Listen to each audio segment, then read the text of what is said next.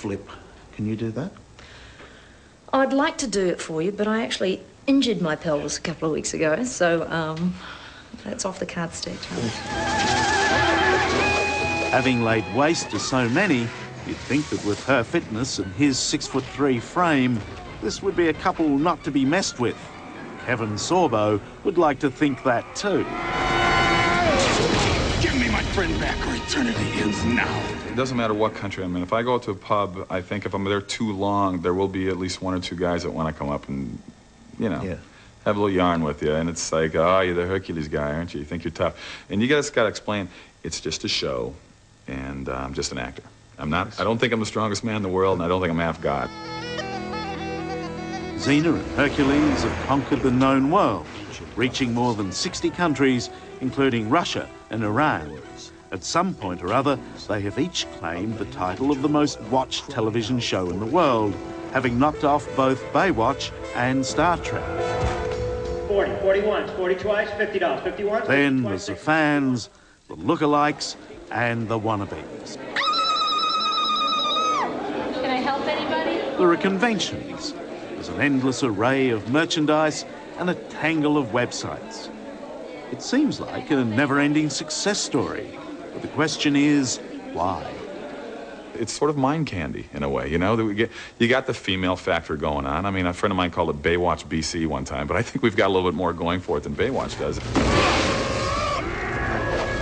The special effects, the fight scenes, the humor, I just think there's a lot of fun things about the show. Help you know that one of these swords and a scabbard, like this one, went for $31,000 in America the other day. We went to this convention. Which I shouldn't tell anybody that because they keep getting nicked and it's a bit of a problem for us. No, can I borrow one? No, you can have this one. Oh, this is a rubber one. Because you can't be trusted with the real thing, I'm afraid, Charles. Curiously enough, Xena's cult popularity is partly due to the support of the gay and lesbian community. They find subtext and hidden meaning in the show because Xena has a best friend, Gabrielle, played by actress Renee O'Connor. The two characters hang out together like some prehistoric Thelma and Louise. Their relationship has inspired a new word, dicon, dyke icon.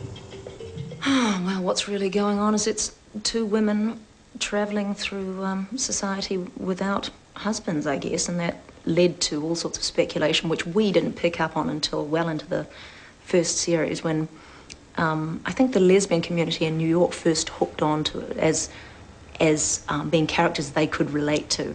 But I think we're all kind of over that. We're very happy for our audience to make up their mind. Safely back in our own time zone, Lucy is in fact married to Rob, her executive producer.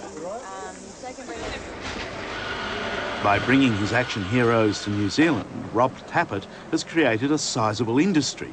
At any time, up to 600 people are employed on the sets alone. As well, there's designers, artists and sculptors. Spend a morning in the workshops and you're amazed at what comes out of here. It's a tailor's, an armoury, even a morgue, a particularly gruesome one. Must have been a hell of a party. Yeah, it was pretty wild. This is how it starts, you see. But for all the work behind the scenes, the greatest homegrown success story would have to be Lucy Lawless. I've got people, kids from our next door class coming up to me and go, "Is your mum Xena?" "Yes, it is." Thanks to Xena, Lucy is now listed among New Zealand's richest. She lives in a multi-million-dollar Georgian mansion in Auckland with Rob and Daisy.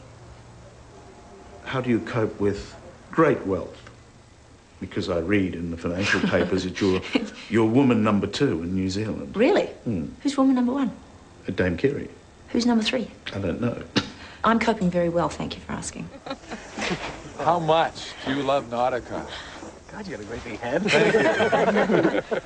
In some ways, it's a charmed life, 10,000 kilometres away from the brittle world of Hollywood, but with all the rewards of Tinseltown. Now they're going to be filming this, and it looks like I'm about 4 feet tall. Let's get my real height in here, okay?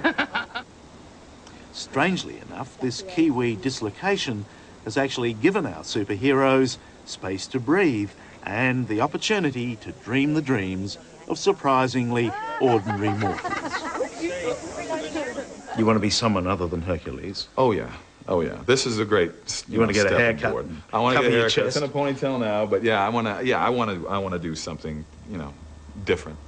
The only ambition worth having is to become, for a young woman to have, is to become a happy old woman and to be surrounded by children and surrounded by laughter and, yeah, that's the plan, Stan. That's a very mature and emotionally balanced view. Well, I've thought about it quite a lot.